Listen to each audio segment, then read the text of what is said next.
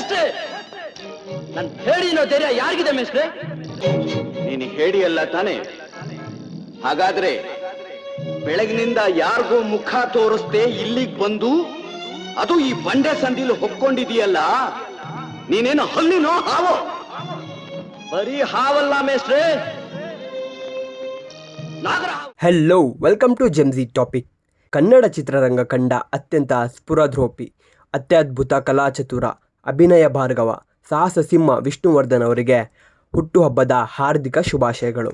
Doctor Vishnuvardhan ಅವರಿಗೆ ಸಾಹಸ ಸಿಂಹ ಅಂತ ಸುಮ್ಮನೆ ಬಿರುದು ಕೊಟ್ಟಿಲ್ಲ, ಅದನ್ನು ಅವರು ಸಾಯುವ ಮುಂಚೆ ಪ್ರೂವ್ ಮಾಡಿ ಸತ್ರು. ಯಾಕಪ್ಪ ಅಂದರೆ ಎಲ್ಲರಿಗೂ ಗೊತ್ತಿದೆಯೋ ಗೊತ್ತಿಲ್ಲೋ ಗೊತ್ತಿಲ್ಲ, ಆದರೆ ಅವರು ಸಾಯೋ ಮುಂಚೆ ಮಾಡಿರೋ ಸಿನಿಮಾದಲ್ಲಿ ಅವರಿಗೆ ಒಂದು ಸೀರಿಯಸ್ ಆಗಿ ಒಂದು ಕಾಯಿಲೆ ಇತ್ತು. ಅದು ಯಾವ ಕಾಯಿಲೆಯಪ್ಪ ಅಂದರೆ ಅದು ಡಯಾಬಿಟಿಸ್ ಇತ್ತು. ಆಪ್ತರಕ್ಷಕ ಸಿನಿಮಾ ಮಾಡುವಾಗ ಅವರ ಮೊಣಕಾಲಿಗೆ ಏಟು ಬಿದ್ದು ಗಾಯವಾಗಿ ಆ ಡಯಾಬಿಟಿಸಿಂದ ಆ ಗಾಯ ವಾಸಿ ಆಗ್ತಾ ಇರಲಿಲ್ಲ. ಅದಕ್ಕೆ ಆಪ್ತರಕ್ಷಕ ಶೂಟ್ ಡಿಲೇ ಆಗ್ತಾ ಇತ್ತಂತ ಗೊತ್ತಾಗಿ ಅವರು ಆ ನೋವಿನಲ್ಲೇ ಸಿನಿಮಾ ಮಾಡಿದರು.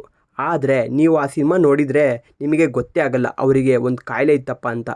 ಅವರು ಅದೇ ಎನರ್ಜಿಯಲ್ಲಿ ಆ ಪರ್ಫಾರ್ಮೆನ್ಸ್ ಮಾಡಿದರು. ಅವರಿಗೆ ನಿಜವಾದ ಸಾಹಸ ಸಿಂಹ ಅಂತ ಯಾಕೆ ಕರೀತಾರೆ ಅಂತ ಆವಾಗ ಪ್ರೂವ್ ಮಾಡಿದರು.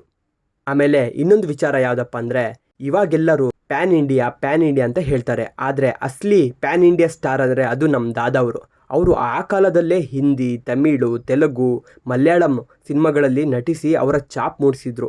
ನಮಗೆ ಇವಾಗ ಗೊತ್ತಾಗಿರೋದು ಪ್ಯಾನ್ ಇಂಡಿಯಾ ಅಂತ ಏನು ಅಂತ. ಆದರೆ ಅವರು ಆ ಟೈಮಲ್ಲೇ ಒಂದು ಪ್ಯಾನ್ ಇಂಡಿಯಾ ಸ್ಟಾರ್ ಆಗಿದ್ದರು. ಹೌದು, ಬರೀ ಇಷ್ಟೇ ಅಲ್ಲ, ರೆಕಾರ್ಡ್ಸ್ ಅಂದರೆ ಇವರು ಅಂದರೆ ರೆಕಾರ್ಡ್ಸು.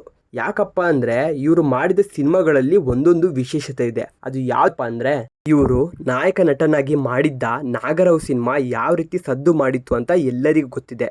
ಆ ಟೈಮಲ್ಲಿ ರಿಲೀಸ್ ಆಗಿ ಕ್ರೇಜ್ ಮೂಡಿಸಿದ್ದ ಈ ಸಿನಿಮಾ ಇವತ್ತು ರಿಲೀಸ್ ಆದರೂ ಅದೇ ಕ್ರೇಜು ಇನ್ನು ಕ್ಯಾರಿ ಮಾಡ್ಕೊಂಡು ಹೋಗುತ್ತೆ. ಆ ರೀತಿ ಈ ಸಿನಿಮಾಕ್ಕೆ ಫ್ಯಾನ್ ಫಾಲೋವಿಂಗ್ ಇರೋದು. ಹೌದು, ಆಮೇಲೆ Nagarahavu cinema first slow ಮೋಷನಲ್ಲಿ shoot ಮಾಡಿದ ಭಾರತದ ಮೊದಲ ಚಿತ್ರನೂ ಹೌದು. ಆ ಟೈಮಲ್ಲೇ ಫಸ್ಟ್ ಸ್ಲೋ ಮೋಷನ್ ಶಾರ್ಟೆಡ್ಡು ಇದೇ ಸಿನಿಮಾದಿಂದ ಸ್ಟಾರ್ಟ್ ಆಗಿದ್ದು.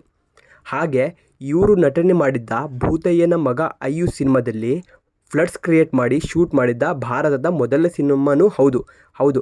ಆ ಟೈಮಲ್ಲೇ ನೀವು ಸಿನಿಮಾ ನೋಡಿದರೆ ನಿಮ್ಗೆ ಗೊತ್ತಾಗುತ್ತೆ ಆ ಟೈಮಲ್ಲೇ ಯಾವ ಥರ ಫ್ಲಡ್ಸ್ನ ಕ್ರಿಯೇಟ್ ಮಾಡಿದ್ರು ಅಂತ. ಇನ್ನೂ ನಿಮಗೆ ಸೈಕ್ ಆಗುತ್ತೆ. ನಾನು ಎಷ್ಟೋ ಸತಿ ಯೋಚನೆ ಮಾಡಿದ್ರು ನನಗೆ ಇನ್ನೂ ಕ್ಲಾರಿಟಿಯಾಗಿ ಗೊತ್ತಿಲ್ಲ. ಪುಟ್ಟಣ್ಣ ಕಣ್ಗಲ್ ಅವ್ರ ಜೊತೆ ಸೇರಿ ನಮ್ಮ ವಿಷ್ಣು ದಾದಾ ಅವರು ಆ ಪರ್ಫಾರ್ಮೆನ್ಸ್ನ ಕೊಟ್ಟಿದ್ದರು. ಹೀಗೆ ಇವರು ಇಡೀ ಕರ್ನಾಟಕ ಅಷ್ಟೇ ಅಲ್ಲದೆ ಇಡೀ ಭಾರತ ತಿರುಗಿ ನೋಡೋ ಹಾಗೆ ಮಾಡಿದ ನಮ್ಮ ಹೆಮ್ಮೆಯ ವಿಷ್ಣು ದಾದಾ ಅವರು. ಇವರಿಗೆ ನಾವು ಇವತ್ತು ನೆನಪಿಸ್ಕೊಳ್ಳೇಬೇಕು. ಅವರ ನೆನಪಿನಲ್ಲಿ ನನ್ನ ಇವತ್ತಿನ ಈ ವಿಡಿಯೋ ಇಷ್ಟ ಆಗಿದರೆ ಲೈಕ್, ಶೇರ್, ಸಬ್ಸ್ಕ್ರೈಬ್ ಮಾಡಿ. Thank you.